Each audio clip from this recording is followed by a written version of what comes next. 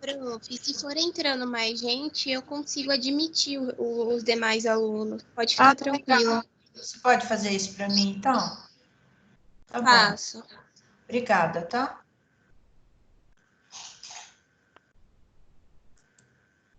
Vocês estão vendo o primeiro slide? Não, prof. Não. Não? Peraí.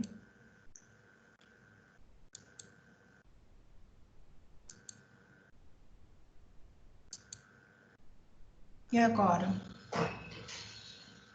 Sim. Agora sim, né? Tá bom.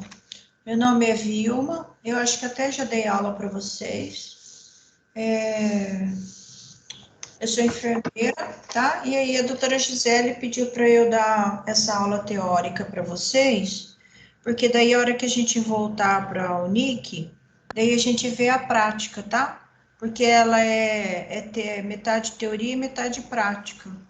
Então hoje a gente vai ver a teoria e a hora que a gente voltar aí a gente só vê a prática, né? Como vocês são em 45, dá para a gente dividir direitinho lá, né? Para dar essa prática, tá bom?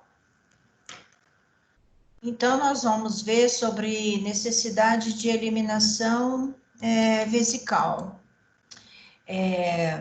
Fazendo um breve relato, um breve histórico aqui na área da fisiologia, bem assim, por cima que vocês já devem ter visto isso mais aprofundado, né? Mas o sistema urinário, ele é responsável pela produção e a eliminação da nossa urina, né? Ele possui a função do quê? De filtrar essas impurezas, né, do sangue que acumulam no nosso organismo. Então, o sistema urinário é composto de 2 rins, as vias urinárias, né, formada por 2 ureteres, e a bexiga e a uretra. A unidade básica de funcionamento, né, do sangue é chamada de néfron, que é formada pelos glomérulos que estão aqui dentro dos rins, né, as cápsulas glomerulares e os túbulos renais. Então, a urina é formada aqui nos néfrons, né, através de 3 etapas: filtragem glomerular, reabsorção tubular e secreção tubular. Então, o que nós absorvemos de toda essa filtragem, reabsorção e secreção tubular?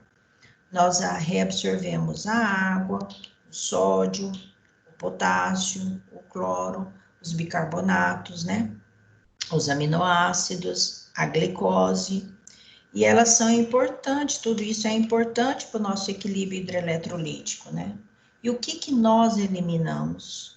Nós eliminamos aquelas substâncias que não são essenciais ao nosso organismo, que é a ureia, a creatinina, a amônia, o ácido úrico, além de substâncias que estão em excesso dentro do nosso organismo, né?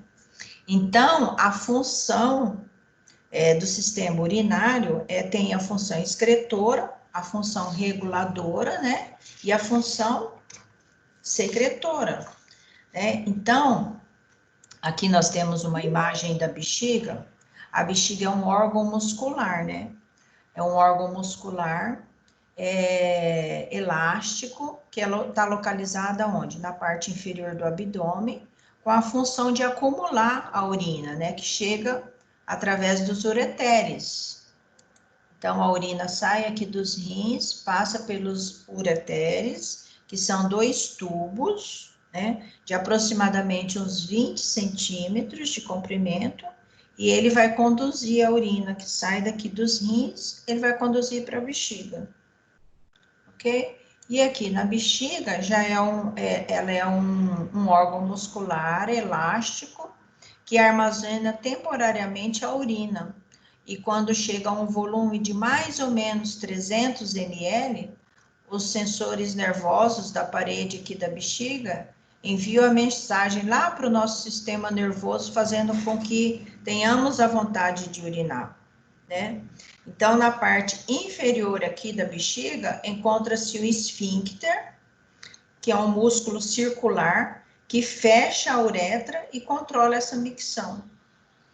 a capacidade média da bexiga de um adulto é de aproximadamente, alguns autores referem 700 a 800 ml, outros falam em torno de 300 a 500 ml, né? Mas o estímulo para o nosso sistema nervoso, ele é percebido em torno de 270 a 350 ml, ele já dá o aviso, né? Que você está com vontade de urinar.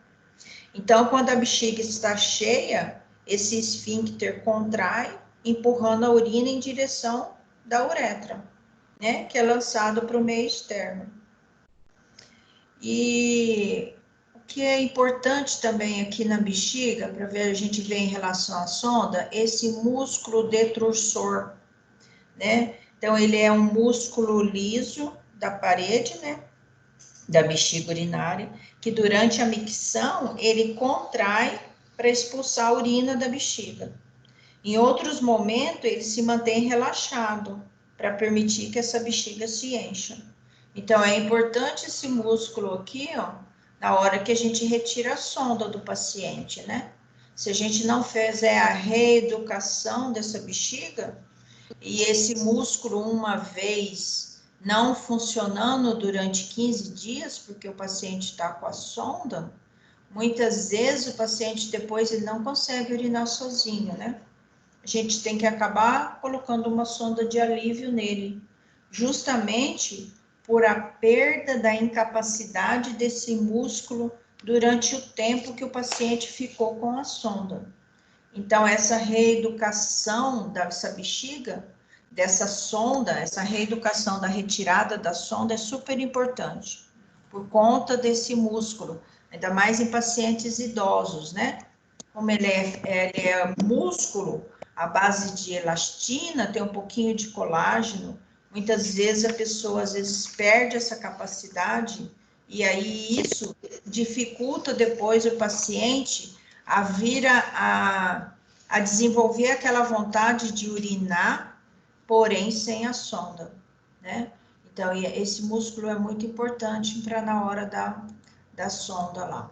Então, qual que é a urina normal? A quantidade? Depende da quantidade que você ingere de líquido, né? Se você ingere 2 litros, 3 litros, então depende. Aí há aquele filtrado, aquela absorção, reabsorção, e você vai eliminar. Geralmente, o restante vai dar 1,5 litro, mais ou menos, né? No final. Então, vai depender de quanto que você está ingerindo. Qual que é a coloração? Geralmente é um amarelo dourado, um odor característico. Se ele estiver muito concentrado, significa que você não está se hidratando adequadamente, com aquela quantidade de líquidos que geralmente a pessoa tem que tomar, né? Então, se ela aparece de outra coloração ou com odor que não, com odor concentrado, com odor forte, né? Com aquele odor característico resistente ali, então alguma coisa às vezes você tem a nível de rins ou uma infecção urinária, então teria que ver o que está acontecendo, né? E a frequência da micção dependerá da quantidade de urina que está sendo produzida. Então, às vezes, você vai pouco no banheiro, mas você vai o pouco, você urina bastante. Tem pessoas que vão com uma frequência maior, porém em pouca quantidade. Então, tudo vai depender do quê? Da quantidade de líquido que você está tomando. Então, geralmente, o adulto elimina de 30 a 50 ml por hora. A criança menor que 1 ano, 2 ml por quilo por hora, né? E a criança maior de 1 ano, 1 ml. Então, quais são os problemas relacionados à eliminação da urina? Nós temos o primeiro item, a incontinência urinária. O que é incontinência urinária? É aquela perda do controle da bexiga. Então, a pessoa urina, às vezes, com um espirro que ela dá, uma tosse que ela dá uma gargalhada, então, às vezes, ela solta. Quando a pessoa tem incontinência urinária, ela acaba soltando jatos pequenos, mas solta, né? Ou então ela perde totalmente essa incapacidade de controlar. Ou seja, ela não consegue chegar até o banheiro, ela solta a urina, às vezes a pessoa usa fraldão ou usa outros dispositivos, fica mais próximo do banheiro, porque se ela não trata, isso tende a protelar mais ainda. Então, ela pode ser temporária ou permanente. Permanente o tempo inteiro, temporária de vez em quando acontece isso. Pode ser pouquinha urina ou pode ser toda a urina que você está lá dentro da bexiga. Então, geralmente, às vezes, a pessoa usa fralda, usa o Uropen, que é esse dispositivo que está aí do lado, que vocês estão vendo aqui, ó. É uma camisinha acoplada a um equipo, né? Que coloca nesse saquinho aqui que sai a diurese. Isso aqui é para homens. Para mulheres, teria que usar a fralda, né? O fraldão. Então, enquanto não se resolve, tem esses dispositivos que dá para se utilizar. Já no caso da retenção urinária, outra coisa, nessa incontinência urinária aqui, nós temos 4 tipos de incontinência urinária, que são aquelas incontinências que às vezes é por estresse, né? Que é causada pelo enfraquecimento desse assoalho pélvico, o sistema muscular, né, os ligamentos dos nervos não sustentam mais essa bexiga e às vezes a pessoa, por estresse, ela tem essa incontinência urinária. Ou também nós temos a incontinência de urgência, que também é conhecida como bexiga imperativa, que ocorre devido a danos nos nervos ao redor da bexiga, né? Então, a bexiga deixa de comunicar efetivamente com o cérebro quando ela precisa esvaziar. Então, geralmente está associada a pessoas que têm esclerose múltipla, doença de Parkinson, geralmente tem incontinência urinária de urgência. E tem a incontinência urinária também por transbordamento, é quando a bexiga não consegue esvaziar completamente. Quando a bexiga está cheia demais, às vezes você fica segurando o xixi, fica segurando. Quando você vai urinar, você fala assim, nossa, mas eu estava com tanta vontade de urinar que eu não consigo, não estou conseguindo. E aí começa a urina sair em forma pingadinho, né? Aí depois passa um tempinho, aí você consegue esvaziar um pouco mais a sua bexiga, mas não totalmente. Talvez você tenha que voltar depois no banheiro e aí que tem que dar vontade novamente, você volta 5 minutinhos depois e aí você consegue esvaziar toda a bexiga. Ou tem a incontinência funcional também, que é o resultado de uma deficiência física ou mental do indivíduo, né, que impede de ir no banheiro a tempo de esvaziar essa bexiga. Ele acaba fazendo a urina na roupa, né, no fraldão ou algum outro dispositivo que ele esteja utilizando. Então, geralmente, são pessoas que têm distúrbio neurológico, que geralmente, às vezes, apresenta esse tipo de incontinência, né? E a retenção urinária é aquela perda do controle da bexiga, né? Perda não, é aquela retenção que acontece, aquela incapacidade que você tem de urinar ou de esvaziar completamente a bexiga, por alguma razão, ou por um cálculo, ou por uma obstrução, ou por uma escarificação ali no meato. Às vezes você utilizou a sonda de demora muito tempo, né? Às vezes você utilizou 15 dias, 7 dias, depois você teve que utilizar mais 7 dias, você ficou 14 dias com a sonda. Então, às vezes, a hora que tira essa sonda, não faz a reeducação da bexiga, por conta daquele músculo lá que eu falei para vocês, que às vezes ele perde a capacidade dele, da elasticidade, né? Por conta desses 14 dias que ele ficou com a sonda. E aí você tira de uma maneira brusca, de um dia para o outro, sem fazer a reeducação, aí acontece às vezes do paciente ter essa retenção, né? Então ele tem a vontade de fazer o xixi, ele sente dor, né, na região baixa do abdômen, porém ele não consegue fazer o xixi. Então, às vezes, pode ser que essa sonda que ficou 14 dias, ele pode ter escarificado ali no local, ele pode ter sangrado na hora de tirar essa sonda, né? Pode ter machucado ali a uretra. Então, às vezes, esse paciente tem retenção urinária por estas razões, mas ele pode ter retenção urinária por uma patologia, né? Algum nódulo, algum cálculo que está nessa região aí. Então, ele acaba sendo prejudicado por conta disso. Então, existe várias manobras que você dá para você fazer, para você ver se esse paciente consegue urinar antes de você colocar outra sonda, né? Porque, às vezes, você vai colocar, o paciente ficou 7 dias, 14 dias com a sonda de demora, e aí você tirou a sonda, o paciente não consegue urinar. Às vezes você faz todas as manobras, abre torneira, coloca compressa de água morna, né? Faz uma série, levanta o paciente, deixa o paciente sentado, né? Distrai o paciente para ver se ele consegue urinar. Às vezes ele não consegue urinar. E aí você tem que passar uma outra sondinha nele, que é a sonda de alívio, ou a sonda de cateterismo intermitente, que é aquela sondinha que você só vai passar na hora para o paciente liberar a urina que está lá na bexiga dele. E aí ele vai ficar sem a sonda. É um catéter temporário. Você colocou o catéter no paciente pela uretra, né? E aí você vai dar um tempo ali dele esvaziar toda essa bexiga, e você não vai deixar esse catéter lá, porque esse catéter não é permanente. Ele é só para ser utilizado ali naquele momento. Esvaziou a bexiga, você vai tirar o catéter.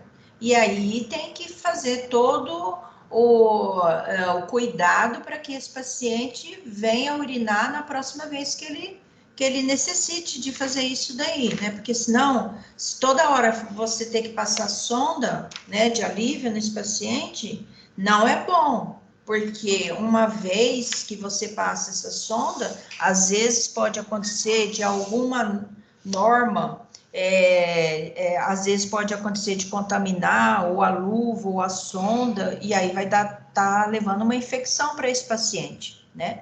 Os cuidados com a sonda na hora que você vai passar ali são os mesmos cuidados assépticos que você tem que ter quando você vai passar uma sonda de demora, né?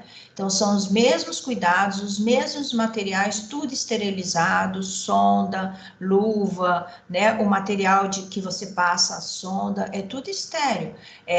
Os produtos antissépticos que você vai passar no paciente são os mesmos. A única coisa diferente é que você não vai insuflar o balão, porque não tem como insuflar balão, né? Porque a sonda de alívio é uma sonda que ela não tem como você encher o balão, porque ela é de poliuretano, então não dá para você encher balão, né?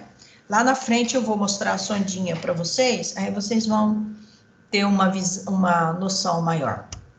Então, as medidas alternativas ao uso de sondagem vesical, muitas vezes o médico não gosta de prescrever a sonda, justamente por essa contaminação que pode ocorrer, por essas infecções urinárias que o paciente pode ter mediante essa passagem da sonda. Então, às vezes, ele pede para fazer as manobras, né? Utilizar fralda, fazer uma compressa para esse paciente, fazer com que esse paciente urine.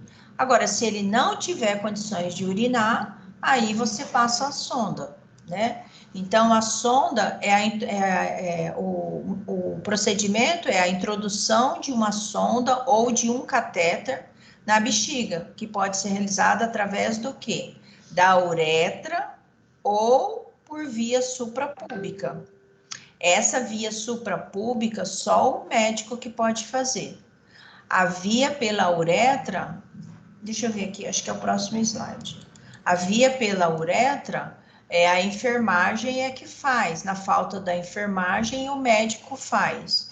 Então, a via uretral, é a enfermagem, na falta da enfermagem, o médico.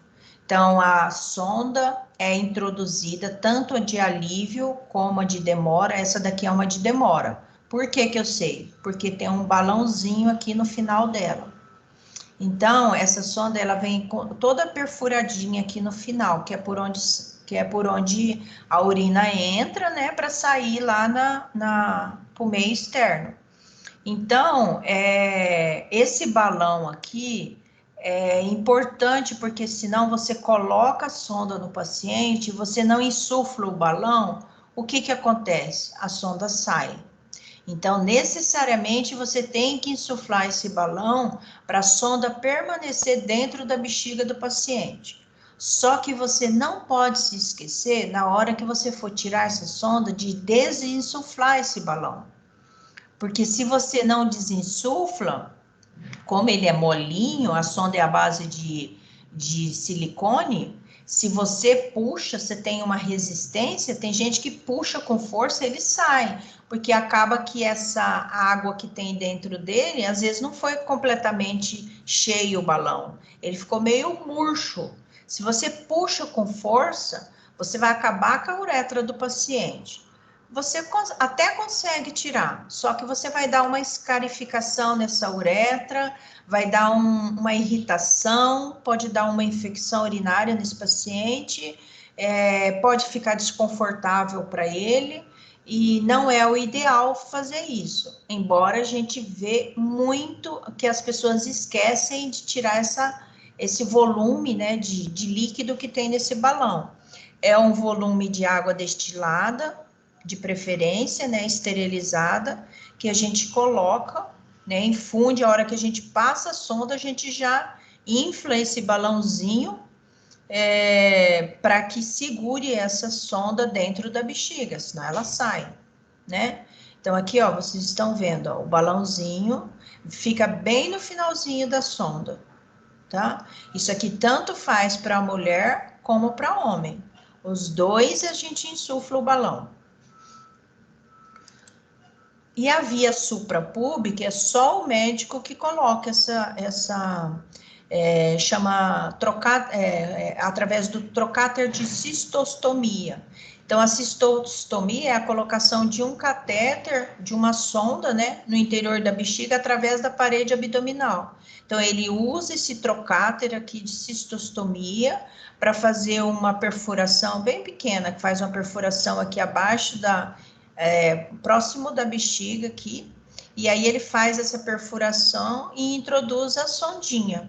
Então, por que que acontece isso? Isso aqui é mais quando o paciente tem uma estenose de uretra, ou tem um trauma de uretra, porque às vezes ele utilizou a sonda durante 14 dias, ou ele tem um trauma por uma outra patologia nessa uretra, tem obstrução desse colo vesical, aí você faz opção pela cistostomia, né? Mas de preferência a sonda. Se não tiver como, né? Se ele tiver essa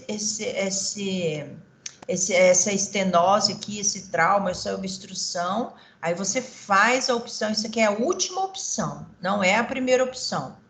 É a última opção que você faz, né? E só o médico que pode fazer isso aqui, suprapúbica. E os tipos de técnicas, nós temos a sondagem intermitente ou de alívio.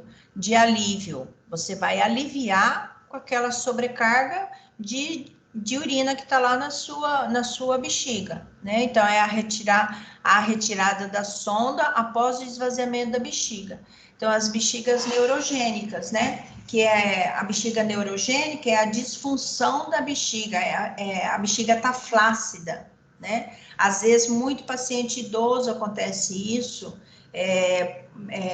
porque como ela é formada de parte muscular, elastina, colágeno, às vezes essa bexiga se torna flácida. Então, a pessoa tem a bexiga neurogênica, que é causada por lesões neurológicas, né?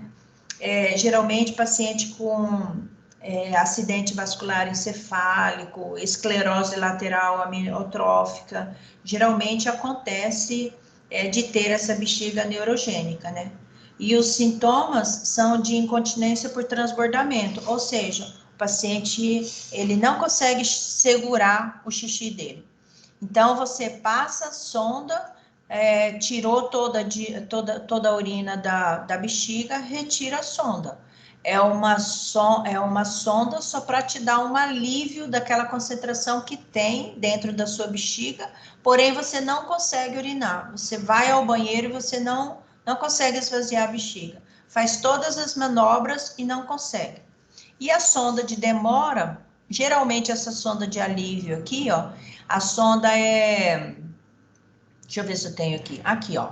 A sonda de alívio, ela é de poliuretano, ela tem uns furinhos aqui no final, aqui, ó. E ela não tem o balãozinho igual essa de demora aqui, né?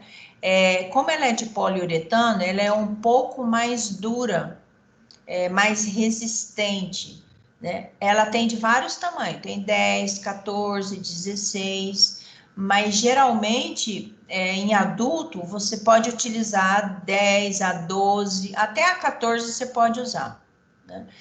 Porque por causa do canal da uretra, se você colocar uma sonda um pouco maior do que é permitido, você vai estar escarificando essa área, né? O paciente vai queixar de dor. Então, de preferência que você coloque uma adequada para aquele tamanho, né? Se for um adulto, um jovem, né? Aí você pode utilizar 10, 12, até 12, sim. 14 já em pacientes já que já é mais, tipo 25, né? Então, aí você pode utilizar uma sonda um pouquinho mais calibrosa, né? E aí, essa sondinha aqui, ó, você vai passar na pessoa, vai retirar a urina, e aí você vai tirar a sonda de imediato, você não vai deixar a sonda no paciente. Já essa sonda aqui de demora, existe ela de 2 vias, existe ela de 3 vias. Ela é toda de silicone, você não tá vendo o balãozinho aqui, ó, ele não aparece. Por quê? Porque eu não enchi aqui, ó, com 10 ml de água. Quando eu encho aqui, ó, nessa conexãozinha aqui, eu coloco a seringa aqui e insuflo os 10 ml de água destilada esterilizada. Aí a água vai passar por todo esse canal aqui e vai encher esse balãozinho aqui. Aqui no finalzinho aqui é cheio de furinhos para a urina sair, né? E aqui é a conexão onde vai ficar na bolsa de sistema fechado. Então, vai vir uma conexão aqui, que é por onde a urina vai sair. E essa daqui é para encher o balão. Aí você colocou a sonda, já enche o balão, porque se na hora que você virar para trás, que você for pegar alguma coisa, a sonda já saiu.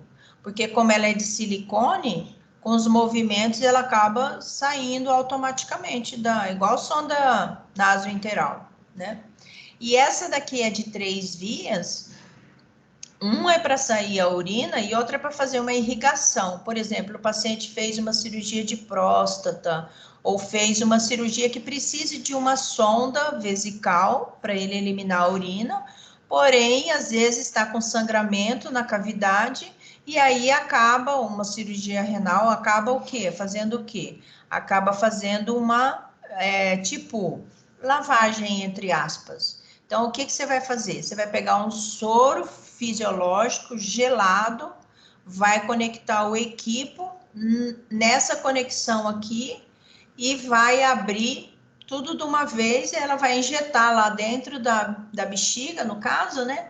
Toda a extensão ali da bexiga, vai fazer uma vasoconstricção, geralmente, às vezes, para um pouco de sangrar. Então, 3 vias, geralmente é utilizada quando você vai fazer alguma lavagem, que o paciente teve uma cirurgia que está sangrando muito, né? Às vezes sai coágulo, essas coisas, então o médico às vezes pede para fazer essa irrigação aí, para ver se há essa vasoconstricção para parar de sangrar. Aí no outro vai sair a urina e nesse aqui você vai insuflar o balãozinho, né? Aí insuflou o balãozinho lá dentro do paciente, aí a sonda não sai. Deixa eu ver se eu falei alguma coisa aqui. Ah, e a sonda de demora é quando há necessidade de permanência da sonda. Então, vamos supor, é aquele paciente que não está conseguindo urinar ou que fez uma cirurgia e o médico acha melhor ele ficar 7 dias com a sonda, por conta dessa cirurgia que ele fez. Então, é essa sonda aqui que ele vai usar, né? A sonda de demora, como ela é de silicone, então ela não vai dar tanto traumatismo, né, na uretra desse paciente, a não ser que você tenta tirar essa sonda com o balão. Aí pode, às vezes, o paciente pode sofrer. Ou, às vezes, e essa sonda aqui também, você tem que ter todos os cuidados assépticos para você passar, assim como essa sonda de alívio, né? Luva esterilizada, ambas com luva esterilizada, pacote esterilizado, gaze, tudo que você for utilizar, a água destilada, esterilizada, tudo que você for utilizar no paciente, você tem que usar tudo esterilizado. Para quê? Para não levar uma infecção urinária para esse paciente. A grande maioria dos pacientes, segundo a literatura fala, a grande maioria dos pacientes com sondagem vesical, eles adquirem infecção urinária pelo próprio manuseio, né? Às vezes a pessoa contaminou a sonda, não viu, passou desapercebido, às vezes a pessoa não vê, o profissional não vê aquilo ali, ou às vezes vê e passa por cima, né? Isso não pode acontecer. Às vezes, na hora de você abrir a sonda, a pontinha dela foi num lugar que não deveria ir, contaminou, e às vezes você passa desapercebido, isso não pode acontecer. E aí você introduz dentro do paciente, você sabe que você está levando uma infecção urinária para ele, né? Então, a grande incidência de infecções urinárias é devido à hora que você passa, a literatura fala isso, a hora que você está passando a sonda, quais as técnicas que você está utilizando e depois também no manuseio dessa bolsa, né? Que geralmente, ó, é essa bolsa aqui, ó, que o paciente usa. Ela já vem acoplada à sonda. Então, se essa bolsa aqui, do momento que você passou a sonda, essa bolsa tem que ser de pendurada naquela grade que a cama tem. Ela tem que ficar abaixo do nível do corpo da pessoa, do paciente. Se você levar essa bolsa acima do nível do corpo do paciente, ela não tiver clampeada, fechada, a urina acaba retornando para a bexiga do paciente. Você vai acabar dando uma infecção para esse paciente. Porque às vezes essa urina está nessa bolsa há mais de 6 horas, né? Então, sempre tomar cuidado com isso. A gente sempre fala para o pessoal que trabalha na enfermagem sobre isso. Para a hora que for, às vezes o paciente quer andar ou quer mudar de posição, a bolsa está travando, aí você vai, na tentativa de ajudar, você acaba esquecendo de clampear essa bolsa, você levanta a bolsa a nível do nível do paciente ali, que está deitado, né, a nível do corpo dele, essa diurese volta todinha ali para a bexiga, é um ponto para fazer uma infecção urinária. E às vezes também, na hora que o funcionário, às vezes da enfermagem, vai esvaziar essa bolsa, que de preferência seja esvaziada de 6 em 6 horas, até para controle de urina, né, da urina. Ele não tire por aqui, né, a bolsa. Ele sempre desclampeia, porque aqui embaixo, aqui, ó, vocês não estão vendo essa daqui, mas aí na próxima eu vou mostrar para vocês. Ele tem um clampeador, é nesse clampeador aqui. Ele vem com um dispositivo, um frasco lá para medir essa urina, e abre aqui o clampeador aqui no final e despreza por aqui. Nada de tirar a conexão aqui, ó. É nessa retirada de conexão aqui que às vezes o funcionário desapercebido acaba dando uma infecção para esse paciente, né? Então, nunca retirar essa conexão aqui, durante o tempo que a pessoa está com essa sonda, né? Deixa eu ver aqui se eu falei tudo aqui. Tá. Aí aqui, ó, aqui, ó, que eu queria mostrar para vocês. Existem dois tipos de sistema. O melhor é o sistema fechado. Por quê? Porque ele não vai estar em contato nenhum com o meio externo, né? Ou seja, você vai, na hora de você passar a sonda, como esses sistemas aqui são todos estéreis, vocês vão ver lá no dia da prática, você vai abrir o campo do cateterismo vesical, vai abrir a sonda, vai colocar dentro do campo estéreo. Essa conexão que vem nessa bolsa aqui é tudo esterilizado isso aqui. Você vai abrir um pacotão e colocar dentro do seu campo estéreo. Por quê? Porque você tem que montar esse sistema aqui na hora que você vai passar a sonda, né? Você tem que checar se realmente esse balão aqui não está furado. Às vezes tem alguns fabricantes que às vezes já aconteceu da gente testar o balão e o balão tá furado. Então, geralmente a gente pede para testar isso daqui, o balão.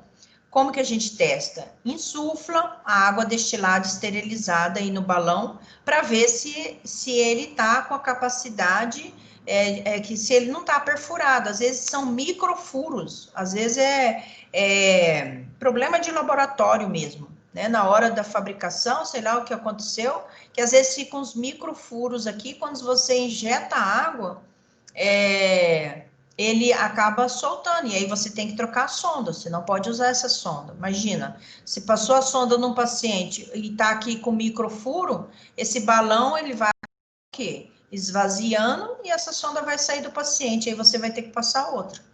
Então, antes que aconteça, e aí você vai ter que fazer todas as manobras, tudo de novo, né? Às vezes, ele não vai esvaziar tudo uma vez. Às vezes vai demorar umas 2 horas, por exemplo, para esvaziar tudo. Aí você vira as costas e fala, o paciente está sem a sonda, vai ter que passar de novo. Você tem que preparar todinho o material, tudo de novo, tudo estéreo de novo, pegar outra bolsa, tudo. E às vezes cai aquele hospital que ele só fornece uma bolsa, né, para cada paciente. E aí, como é que você faz? Então, assim, essas coisas de testar, a gente sempre tem que testar antes, porque a gente não sabe o que pode vir a acontecer. Como isso aqui é tudo estéreo, você vai colocar tudo dentro do campo, né? Você vai fechar essa pinça aqui, para quê?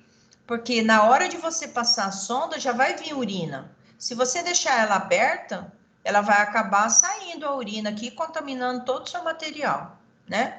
Então, você sempre deixa essa pinça aqui fechada. Esse sistema é o melhor sistema que existe, sistema fechado. Você passou uma vez e tem todo o cuidado para não dar uma infecção no paciente.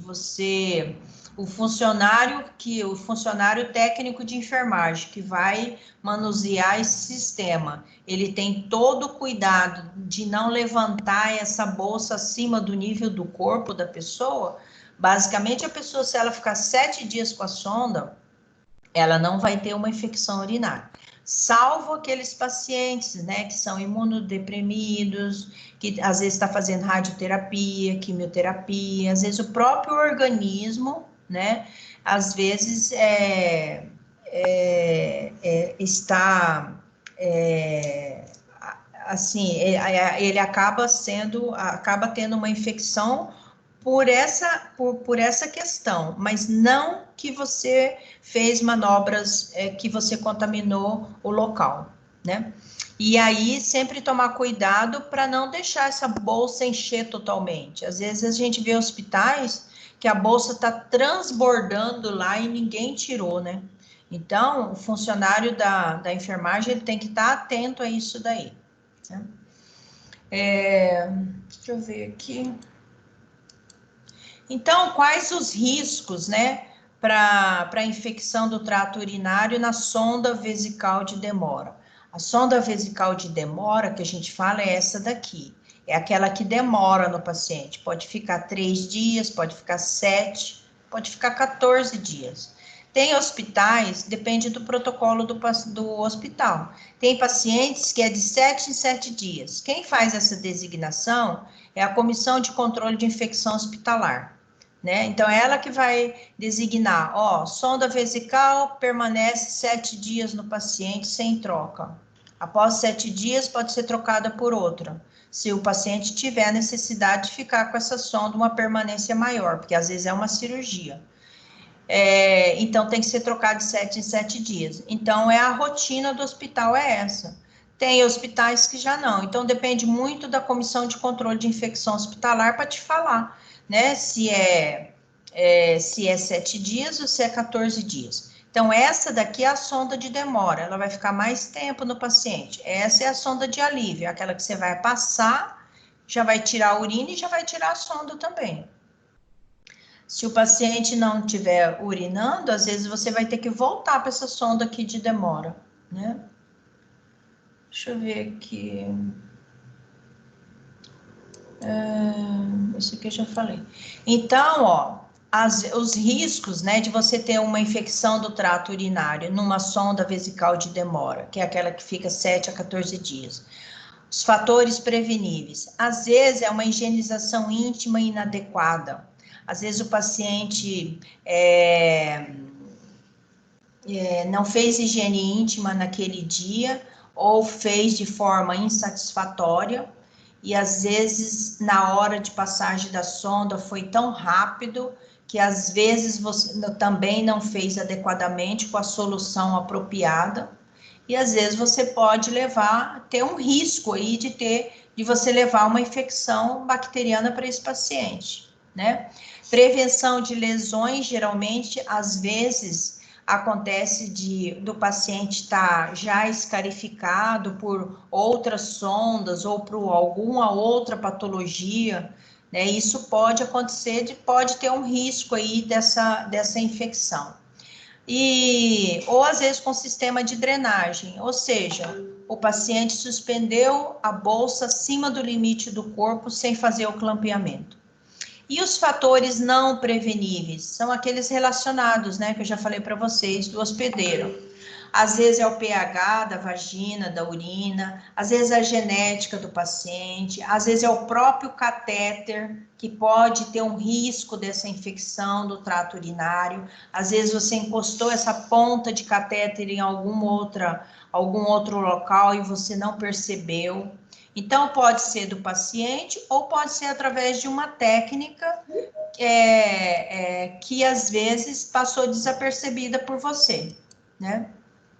E a infecção do trato urinário relacionada ao catéter?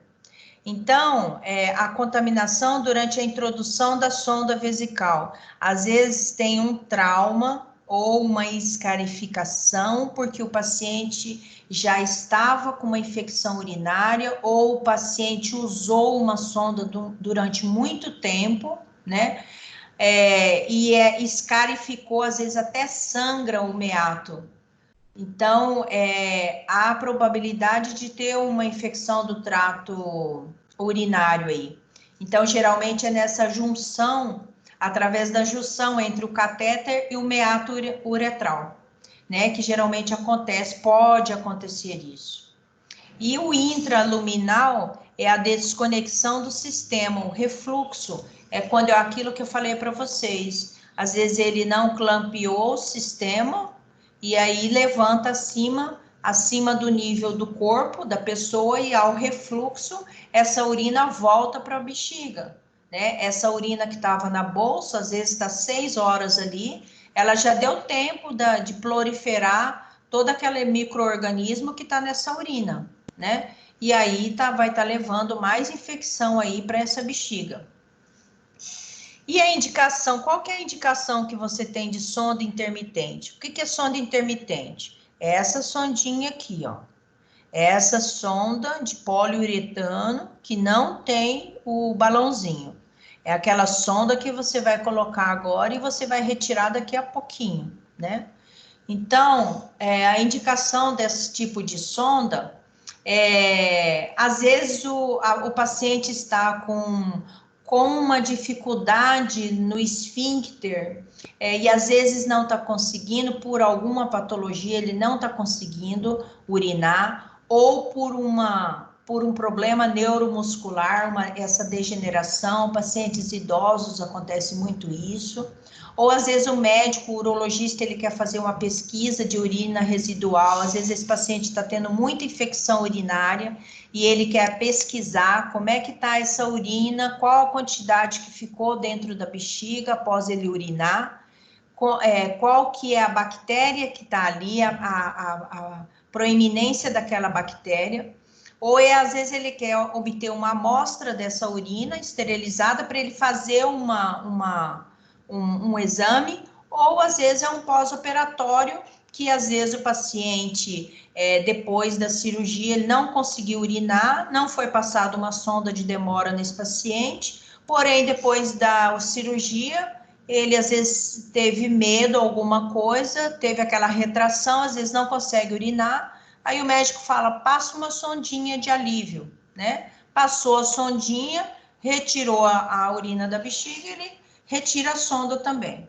E qual que é a finalidade? Eliminar a urina residual, muitas vezes, pacientes idosos, né?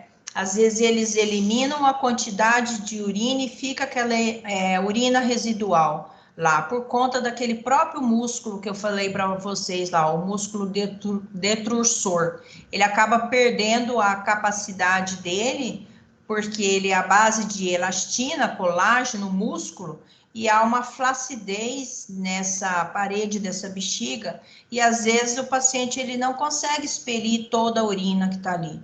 Então, às vezes, o médico pede para passar uma sondinha de alívio, porque o paciente refere que depois que ele urina, às vezes ele ainda sente vontade de urinar. Então, às vezes, ele quer fazer uma pesquisa para ver o que é um tratamento, né, para ver quanto de urina que está sobrando e como que está essa urina lá dentro, né?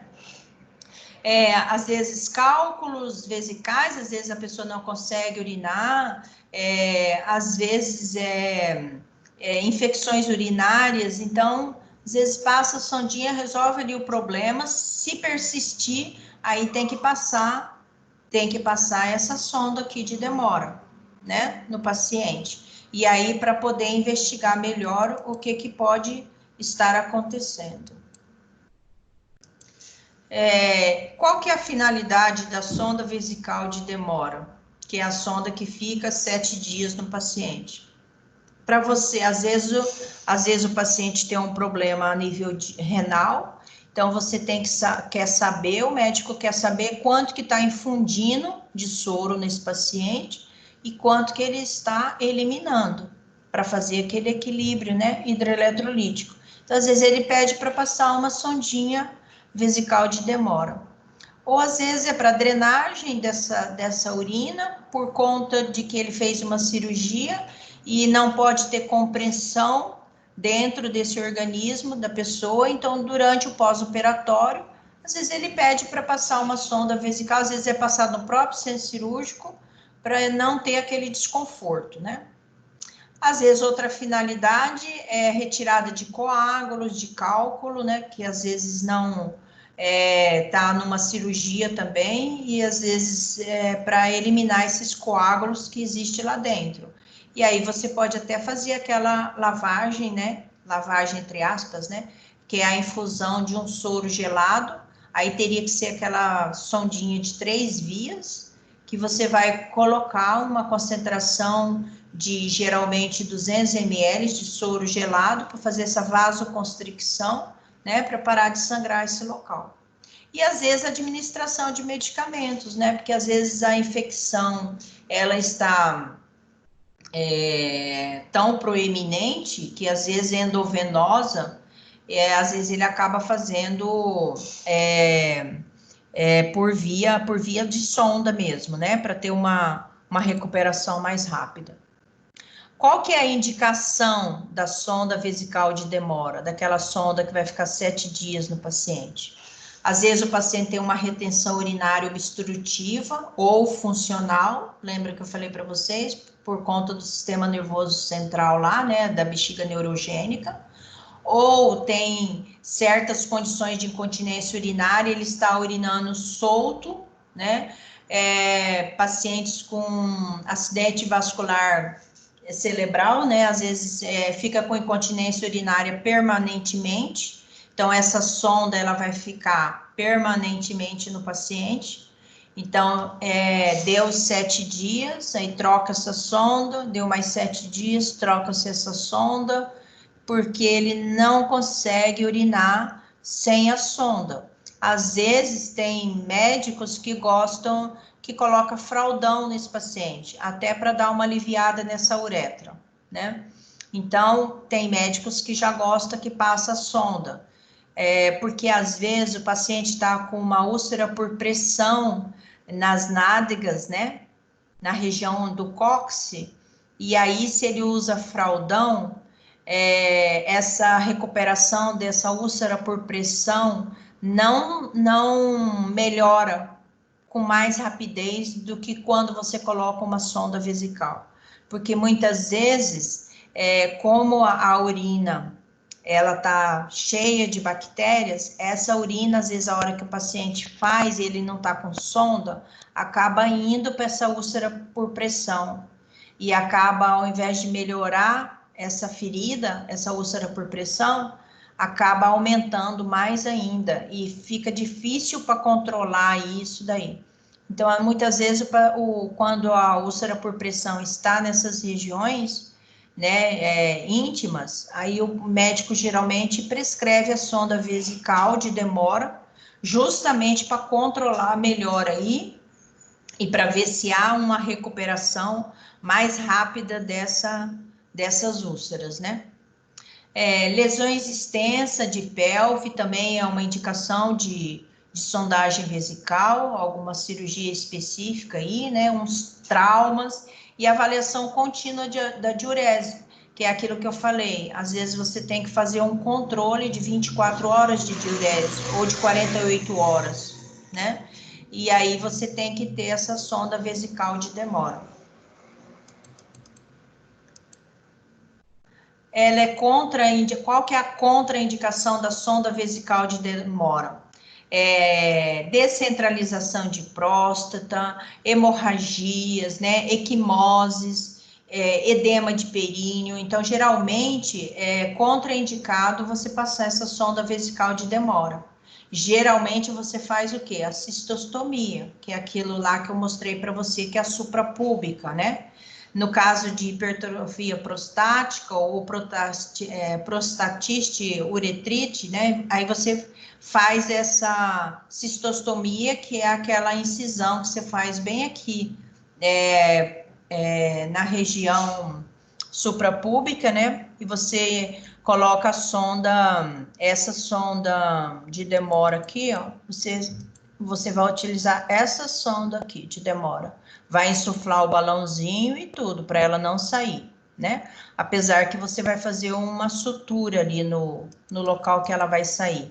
Mas mesmo assim, é bom preencher o balão, porque às vezes pode acontecer desse ponto sair, e aí você acaba perdendo a sonda, né? E aí tem perder a sonda e perder tudo que você fez, né? E as complicações da sonda vesical de demora? Pode ser na hora que você vai passar a sonda, você pode dar uma infecção urinária para esse paciente, porque você contaminou a luva, porque você usou luva de procedimento, você não usou luva estéreo, o ideal é usar luva estéreo, os catéter tudo esterilizado, bolsa esterilizada, vem empacotada, você tem que olhar a data de vencimento disso antes de passar essa sonda. Essa bolsa também de sistema fechado tem que olhar a data de validade, olhar a data de validade da luva que você vai calçar, por mais que a rotatividade, às vezes, no hospital é grande de luva, mas é interessante porque, às vezes, aquela luva foi pego em outro local, foi emprestado de outro local, às vezes era a luva que estava no depósito e às vezes a gente nunca sabe dessas coisas, né? Mas é interessante você olhar tudo, data de vencimento que você vai olhar. Geralmente está bem estampado na embalagem do produto, para você não dar uma infecção para esse paciente. Então, Outra complicação é a estenose do canal. Às vezes esse paciente usou sonda 7 dias, 14 dias. Às vezes você vai tentar passar uma sonda de demora e você não consegue, porque aquele canal ele já fez um fechamento ali, né? E você não consegue passar essa sonda. E aí você fica tentando, no que você fica tentando, empurrando para passar essa sonda, ela faz essa obstrução e aí você não vai conseguir mesmo passar. Aí vai ter que fazer aquela cistostomia lá. Então, uma das complicações, às vezes, o técnico de enfermagem vai passar, às vezes ele não consegue, aí ele fala para o enfermeiro, aí o enfermeiro vai lá tentar, também às vezes não consegue, aí avisa para o médico, aí o médico viu que todo mundo já tentou, não, vou fazer uma suprapúbica. Aí faz uma suprapúbica e resolve o problema do paciente, porque em umas horas dessa, o paciente já não está aguentando mais de vontade de fazer xixi, né? A bexiga já está mais do que cheia. Então, muitas vezes, essas complicações é muito comum acontecer. Decorrente nos hospitais, né? Decorrente a cateterização prolongada. O paciente pode ter uma inflamação renal crônica, pode levar a uma pielonefrite, essa infecção ela pode subir, né? Pode atingir os rins, pode dar um problema maior, porque às vezes a concentração de bactérias está tão grande nessa urina, né? Que pode até levar a uma sepsemia nesse paciente aí e levar a uma morte. Então, são coisas sérias aí para se pensar em relação a isso, né? Considerações importantes. Então, é interessante você utilizar... É interessante? Não. Você tem que utilizar um material esterilizado, todo esterilizado, né? O catéter tem que ser esterilizado, lembrando sempre da data de vencimento, ver se, ver se o invólucro dele não está molhado, ver se ele já não foi aberto ou tentaram abrir e voltaram. Quando é assim, você tem que pegar outro material, você não pode usar aquele material, que às vezes a pessoa abriu e fala, ai, não é esse número, e deixa lá, né? E às vezes, inadvertidamente, você acaba pegando justamente aquele ali que já estava aberto, e sei lá quanto tempo, né? E aí você vai estar levando uma infecção para esse paciente. Como eu já havia falado, infecção urinária é uma coisa séria que acontece no paciente, e muitas vezes somos até nós, né, que levamos essa infecção urinária para o paciente, se a gente não atentar para esses cuidados minuciosos, né, que tem. Então, o material, tanto na sonda vesical de demora, quanto na sonda de alívio, ou também chamada de sonda intermitente, ele tem que ser esterilizado. Todo o material, bolsa, frasco, água destilada, água esterilizada, só não a xilocaína que você não vai utilizar esterilizada. Mas o restante é tudo esterilizado. Luvas esterilizadas, né? Com aquele tamanho que é propício para sua mão. Porque se você coloca uma luva um pouco maior que a sua mão, pode te prejudicar na hora da passagem da sonda, né? De demora ou a sonda de alívio. Então, sempre reajustar ao máximo os seus dedos possíveis para não te atrapalhar na hora de você passar essa sonda, que às vezes você se contamina por conta disso, porque às vezes a luva está maior e você acaba não conseguindo pegar o objeto que você tem que pegar de maneira adequada e ele acaba escorregando a tua mão e caindo. Isso eu já vi várias vezes, né? Então, você tem que estar com a luva bem rente, unhas curtas para essa unha não furar essa luva, né? E a luva bem rente. E qual que é a solução antisséptica que você usa? Você pode usar PVPI desde que esse paciente não tenha alergia ao iodo, porque o PVPI é a base de iodo. Povidil, pirvolidona, esqueci a sigla, mas é a base de iodo. Então, às vezes o paciente tem alergia ao iodo e ele acaba tendo uma alergia ali na hora ali, e é muito significativa. Então, geralmente você pergunta para o paciente se ele tem alergia ao iodo. Tem hospitais que nem usam mais iodo, né? Eles usam o quê? A clorexidina. Você não vai usar álcool a 70% nesse paciente, né? Então você tem que usar uma solução antisséptica para fazer ali todo aquele campo ali onde você vai passar essa sondinha. Então, geralmente, os hospitais têm utilizado clorexidina, porque clorexidina não tem problema, ela é até tem uma resistência maior, né, do que o PVPI, e é um antisséptico recomendado para essas áreas, né, íntimas, e ela tem uma potencialização um pouco melhor do que o PVPI. Não que o PVPI não seja indicado, ele pode ser utilizado, né? O PVPI tópico. Nesse caso aqui, que você vai fazer a degermação, é bom você usar um PVPI degermante, né? Primeiramente. E aí, no final, você pode utilizar essa clorexidina para você passar ali no canal da uretra, ali utilizar os dois. Qual que é o calibre da sonda que você vai passar? Não é qualquer um, é o que tem? Não. Você tem a numeração. Por exemplo, nos nossos bonecos lá da Unic, aqueles bonecos só cabem número 10. Então, a gente só tem sonda vesical lá, número 10, né? Mas adulto é 12, 14, a 16 e a 24 já é utilizada para aqueles pacientes que vão fazer cirurgia na bexiga e vai ter coágulo, vai ter uma concentração maior aí de sangue. Então, geralmente, o médico pede 16 ou até 24. Criança, geralmente, 6, 8 ou 10, RN4. Então, a gente tem que dar importância que esses catéteres, já pensou você introduzir 16 num paciente adulto, né? Então, você vai fazer o quê? Você vai estar acaba irritando esse canal aí, né, da uretra. E isso não é bom para o paciente, justamente por conta disso. E justamente a sonda de alívio, porque a sonda de alívio, ela é de poliuretano.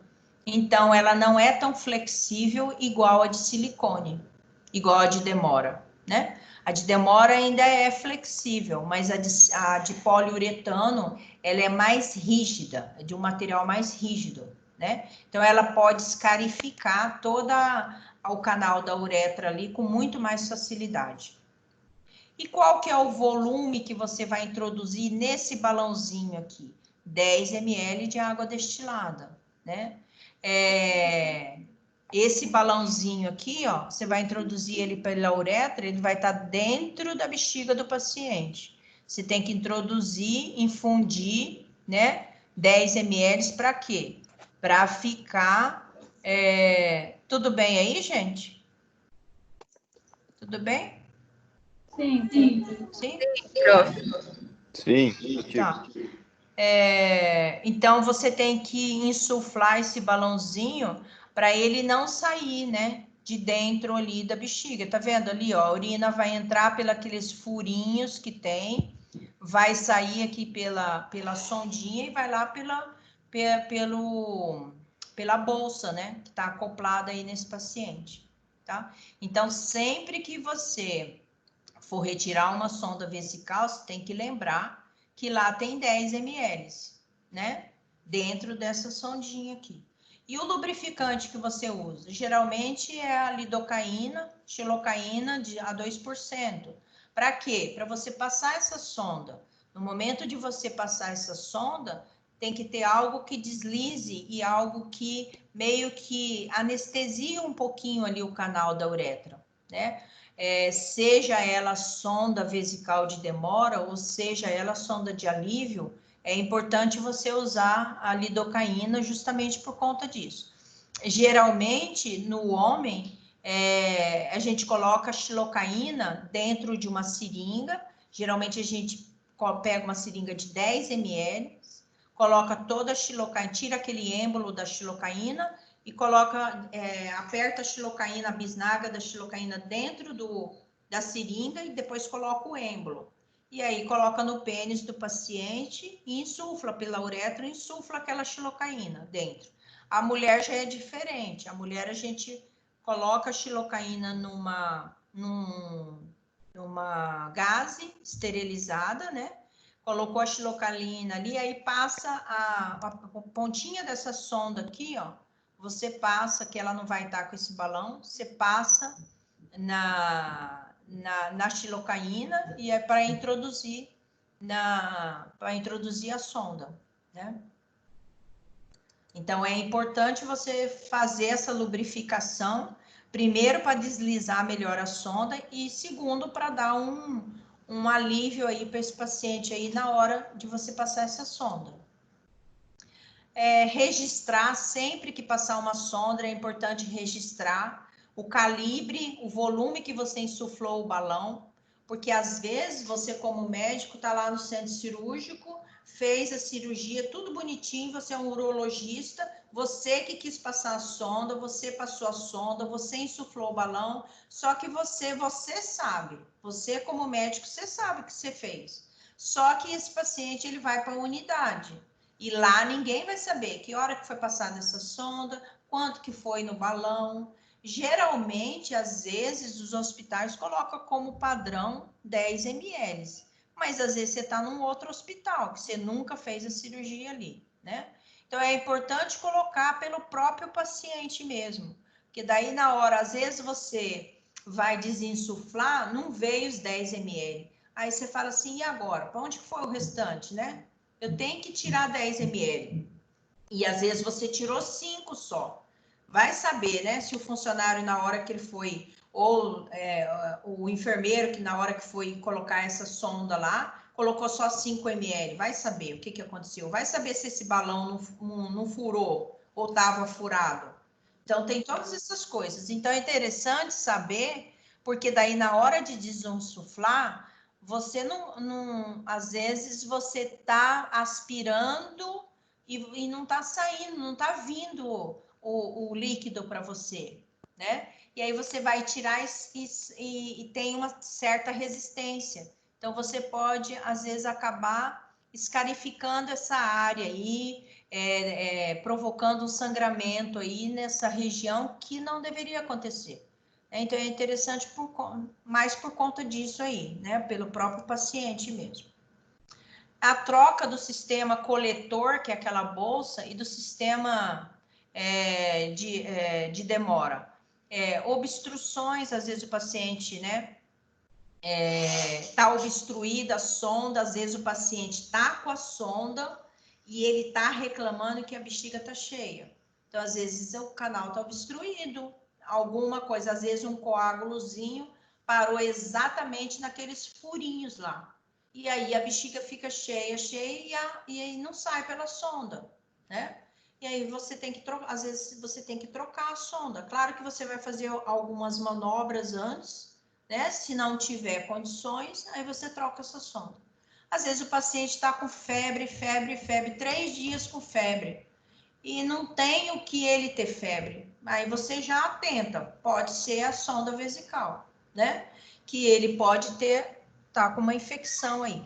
Ou às vezes essa sonda, na hora da conexão ali entre a bolsa e a sonda, às vezes ela começou a vazar. Às vezes ninguém mexeu, mas às vezes ela começa a vazar de uma hora para outra ali, né? Ou às vezes até alguém mexeu para tirar a urina dali, né? E que não é aconselhável.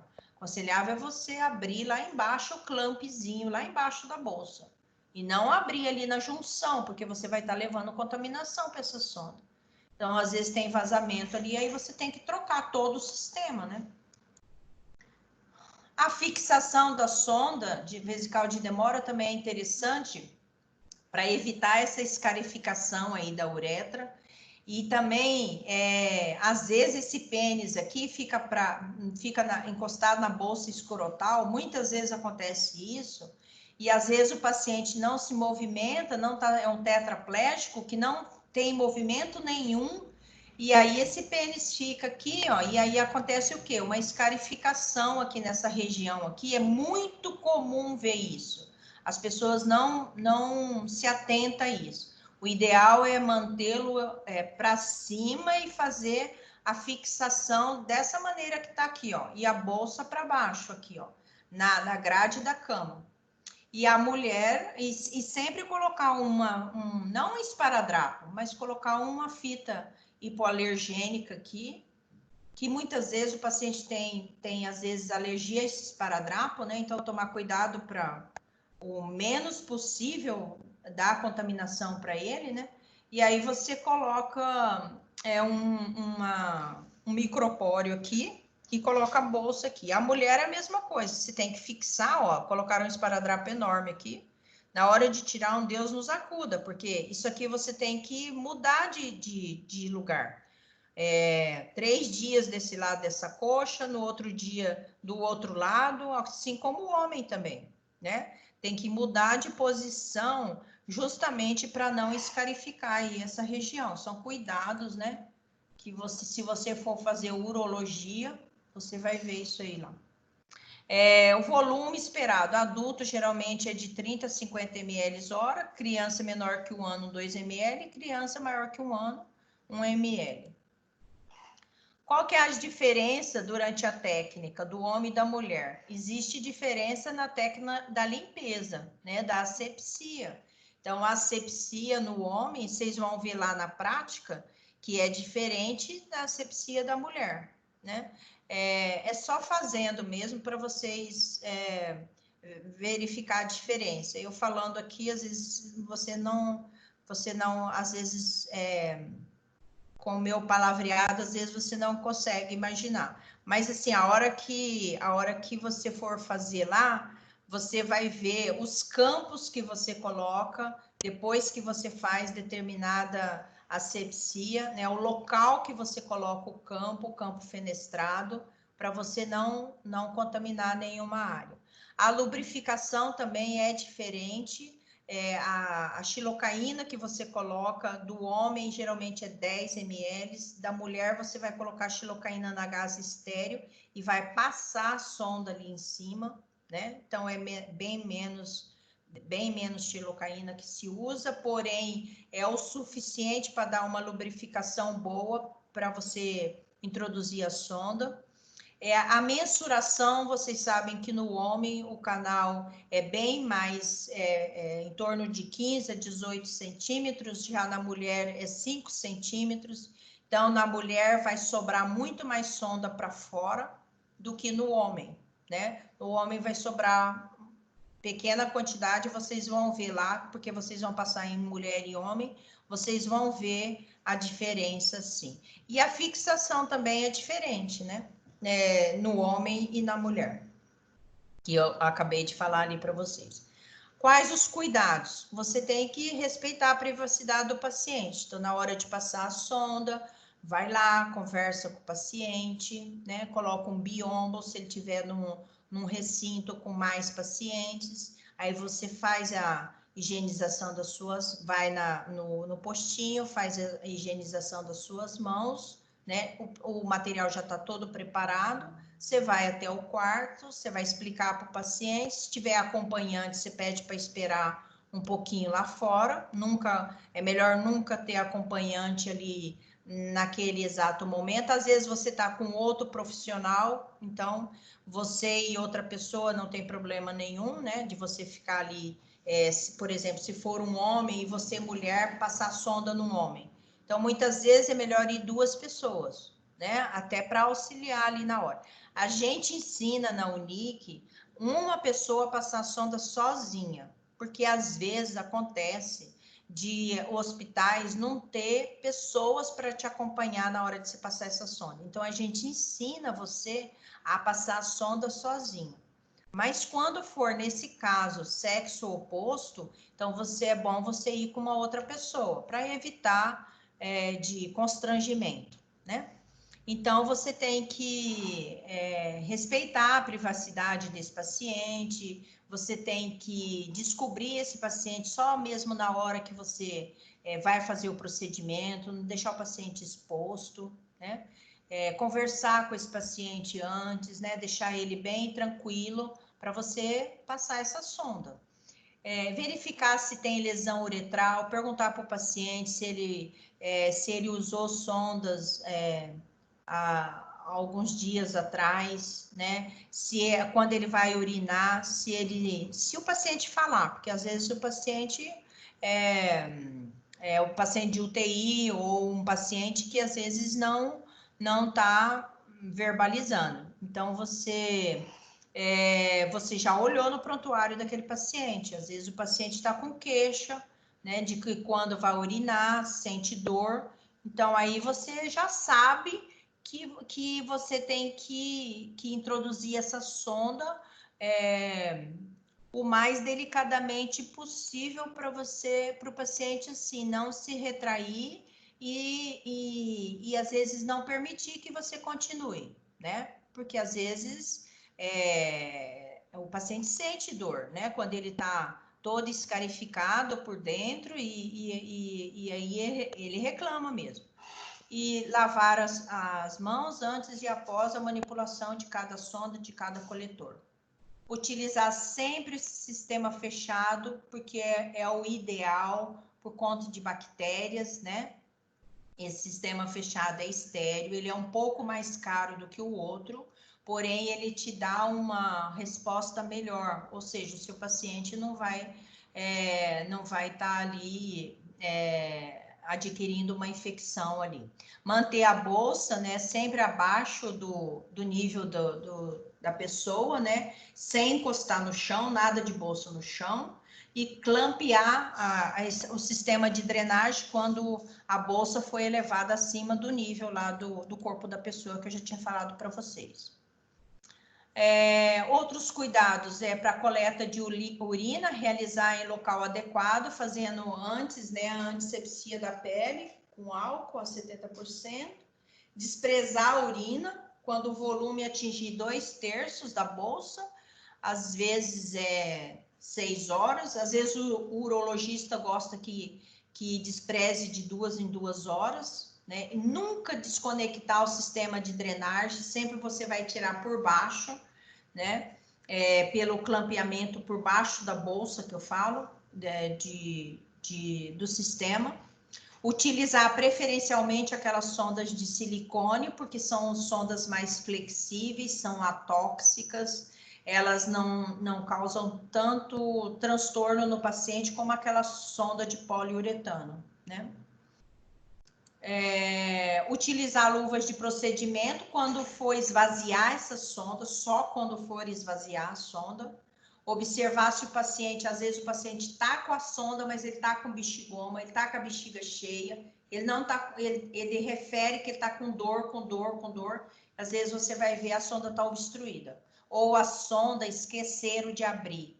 Muitas vezes acontece isso. O profissional passa a sonda, mas esquece de abrir.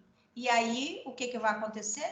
O paciente não vai sair de urese, e às vezes ele não presta atenção nisso, e aí o paciente com queixa, você vai lá, a sonda está clampeada, né? Está fechada, e aí não vai sair urina mesmo. Realizar a higiene no meato urinário com água e sabão, às vezes o paciente precisa disso aqui antes, né?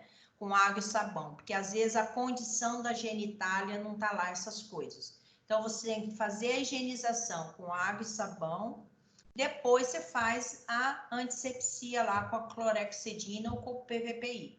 Às vezes você olha, não dá para você passar sonda daquele jeito. Às vezes você tem que fazer, antes de você calçar luva estéreo, antes de qualquer coisa, você tem que fazer essa higienização aí com água e sabão, né? Não insuflar o balonete antes de apresentar o retorno urinário. Então, você passou a sonda, já vem a urina. Na hora que você passa a sonda, já vem a urina, né? E aí que você vai insuflar o balonete. Porque às vezes você insufla o balonete e não veio a urina. E aí, né? E trocar a fixação da sonda a cada 24 horas, que eu falei lá atrás, lá, né? Essa fixação tem que ser trocada. Ok? Agora, vamos ver as perguntas, né? Dúvidas ou perguntas? Tem alguma coisa que vocês gostariam que fosse falado? Prof, Oi. não ficou claro para mim na hora de tirar a sonda, eu vou ter que passar a clorexidine, o PVPI também? Como que é isso? Na hora de você tirar a sonda, você vai lavar as suas mãos, colocar uma luva de procedimento, porque você está tirando a sonda. Você não vai encostar no paciente, né? Então, você vai lá, você vai lavar suas mãos, colocar uma luva de procedimento e levar para o quarto do paciente uma cuba rim, uma seringa de 20 ml e um pacotinho de gás. É isso que você vai levar para a cama do paciente, para o leito do paciente. Aí, o que você vai fazer? Você vai fechar o clampeamento da sonda, tá? Fechou o clampeamento da sonda, aí você vai conectar aquela seringa, abrir aquela seringa que você levou de 20 ml e conectar, deixa eu ver aqui, deixa eu mostrar aqui para você. Você vai conectar a seringa, deixa eu ver aqui, onde que tá? Aqui. Você vai conectar a seringa aqui, ó, você tá vendo o slide? Tá conseguindo ver o slide? Sim, prof. Então, aí nessa daqui, ó, tá a extensão que vai para o sistema coletor, sistema fechado. Nessa daqui, você vai colocar a seringa ali, a seringa, não a seringa que você puxou ar, não. Você vai conectar aqui a seringa intacta, a seringa que tá lá no final, lá. Você conectou e você vai aspirar para aquela quantidade de água que está lá dentro vir para dentro da seringa. E aí você vê, como a seringa é milimetrada, geralmente eu coloco seringa de 20 ml, porque ela dá uma pressão maior e a água sai com mais rapidez. Mas só vai ter 10 ml de água. Lembrando que isso tem que estar marcado lá, que tem os 10 ml, né? Aí você vai colocar a seringa, o bico da seringa bem aqui, ó. Ele é fácil, o bico da seringa vai estar bem aqui. O bico da sonda vai estar bem aqui. Você só vai acoplar a seringa aqui sem agulha, sem nada. Você vai usar a seringa sem agulha. Vai colocar aí e vai aspirar. Vai sair toda a água. Saiu toda a água, a sonda já vai sair. Você só vai auxiliar com uma gaze, vai puxando com uma gaze. Você está com a luva na sua mão, né? Você vestiu a luva, você calçou a luva. Você vai tirar a sondinha, vai colocar aquela sondinha assim junto com a bolsa e vai desprezar num saco biológico, naqueles sacos brancos escrito material biológico, porque isso é material contaminado, né? Você vai desprezar nesse tipo de saco, não é lixo comum, é saco biológico. Se não tiver ali no local, você leva na sua bandeja e despreza lá no setor que tiver, né? Mas geralmente tem saco biológico dentro do hospital, mas dentro do quarto, mas é aqui que você vai colocar, ó, a seringa para você desinsuflar o balão. Aí pronto, aí o paciente já está livre e aí só esperar ele conseguir urinar na próxima vez, né? Por isso é que tem que fazer o clampeamento. O que é o clampeamento? Por exemplo, esse paciente está 7 dias com essa sonda aqui, né? Aí você vai falar assim, eu quero tirar a sonda do meu paciente depois de amanhã. Aí você fala assim, eu quero que faça uma reeducação da bexiga dele. Aí o que a enfermagem vai fazer? O que é reeducação? Ela vai lá e vai clampear com uma pinça essa sonda aqui. Ela vai lá, clampeia, deixa 2 horas clampeado, só que não pode esquecer, deixa 2 horas clampeado, vai lá, desclampeia, aí vai sair toda a urina que está dentro da bexiga da pessoa e vai lá para o sistema coletor. Deu mais 2 horas, vai lá, clampeia de novo. De 2 em 2 horas ela vai fazendo isso. O que ela está fazendo? Uma reeducação dessa bexiga. Aquele músculo detursor lá, ele volta com a capacidade dele, que a capacidade dele é o quê? Fazer a vasoconstricção e a vasodilatação para a urina sair, não é? Então, você vai estar fazendo isso aqui, porque quando você coloca a sonda, você deixa solto, o músculo não tem a função dele ali, né? E aí, quando você faz a reeducação, ele volta a se alertar, a falar que é preciso que ele faça isso para a pessoa urinar adequadamente. É mais ou menos isso. Entendeu? Não. Sim, prof. Obrigada. Mais perguntas? Eu adoro perguntas.